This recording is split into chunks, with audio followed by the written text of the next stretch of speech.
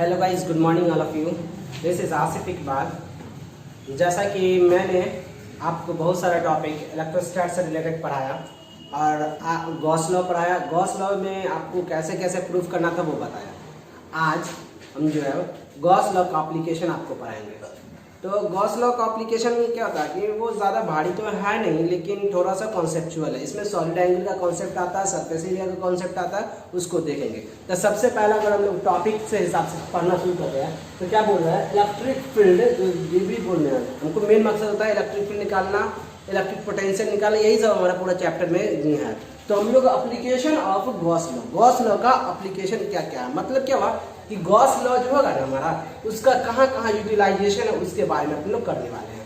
तो हम लोग एप्लीकेशन ऑफ गॉस लॉ में सबसे पहला और इजी वे में अगर हम लोग समझे तो ये चीज क्या है, electric field due to spherical charge conductor. That means what है कि हम लोग इलेक्ट्रिक फील्ड निकालना चाहते हैं किसके कारण, स्फेरिकल चार्ज कंडक्टर।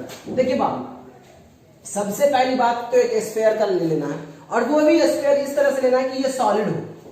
होलो स्फीयर में भी आप निकाल सकते हो, लेकिन हम लोग मान लेते हैं ये सॉलिड स्फीयर है। तो सबसे पहला जो है हम लोग माना क्या है, सॉलिड स्फीयर है।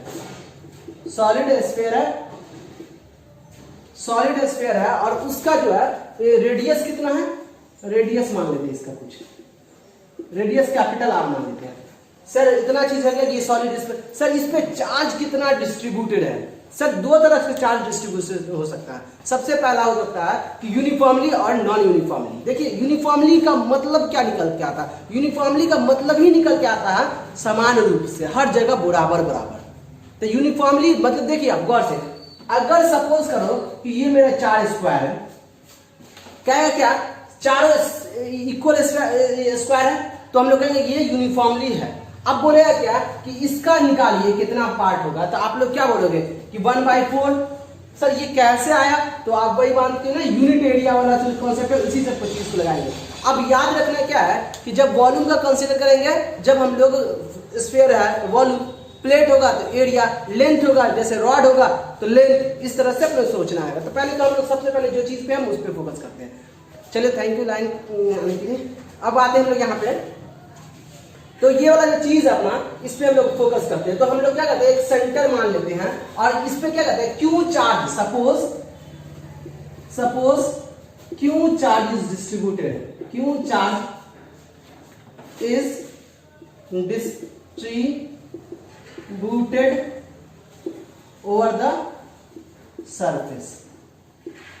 इस पूरे सरफेस पे मतलब क्या, जो पूरा सरफेस है, ये जो सरफेस है, इस सरफेस पे जो पूरा क्यू चार्ज को डिस्ट्रीब्यूट कर दिएगा, मतलब तो हर जगह क्यू चार्ज है। समझ पा रहे हैं, इस पे यहाँ पे भी क्यू होगा, यहाँ पे हर जगह क्यू चार्ज डिस्ट्रीब्यूट कर दिया गया। अब क्या करना है सर, अपना केस फर्स्ट क्या है, सर केस फर्स्ट है कि हमको आउटसाइड निकालना है। तो एज्यूम कर लेते हैं कि यहाँ पे मेरा पी पॉइंट है। तो मेरा आवर इंटरेस्ट क्या है, our interest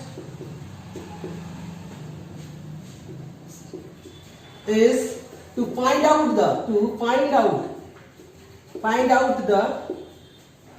electric field, that means E outside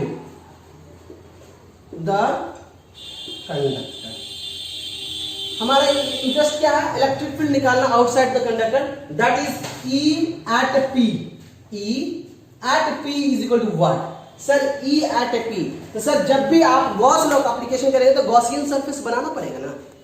Gaussian surface बनाने के लिए क्या करेंगे, जैसे सपोज करो ये वाला मेरा एक रॉड है, तो रॉड का गॉसियन सरफेस क्या होगा, सिलिंड्रिकल बनेगा। मान लीजिए प्लेट है, तो प्लेट का सिलिंड्रिकल कैसा बनेगा, तो फिर ये प्लेन बनेगा। इसी तरह से स्फीयर है तो उसका गॉसियन सरफेस कैसा बनेगा, स्फेरिकल बनेगा। तो हम लोग एक स्फेरिकल गॉसियन सरफेस इस पॉइंट पर, देखिए मान लेते हैं कि हमको पी पॉइंट पर इलेक्ट्रिक फील्ड निकालना है जिसका दूरी r है। समझ पा रहे हैं, अब इस पे क्या करेंगे, गॉसियन सरफेस निकालेंगे।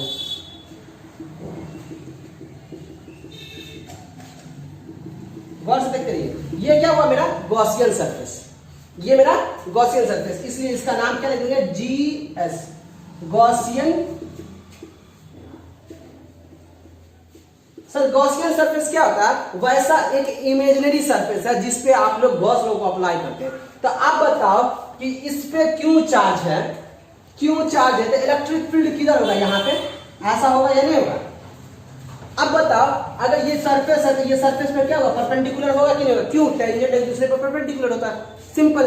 तो आप लोग जो है गॉस में क्या किए थे हम लोग, गॉस का नियम क्या था, गॉस का नियम, सर गॉस का नियम एकदम इजी था, क्या था कि sir total flux enclosed by Gaussian surface. देखिए क्या था गॉस का, according to the Gauss, according